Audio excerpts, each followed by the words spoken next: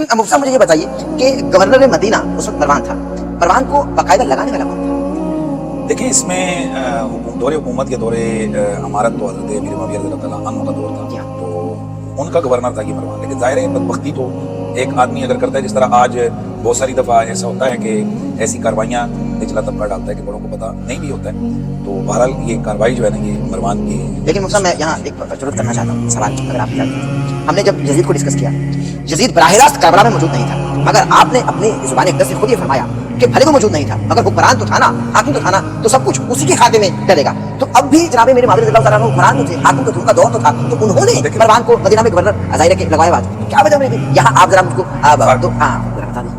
दोनों वाक़यात में फ़र्क है। किताबों के हवालों के साथ लिखा है कि इमाम अली मकाम को शहीद करने के हवाले से खुद यजीद का ऑर्डर मौजूद था इब्न ज़ियाद के पास, यानी उसने खुद ऑर्डर दिया था, और बाद में इब्न ज़ियाद ने उसको कहा भी कि भाई तूने मुझसे ये काम करना है।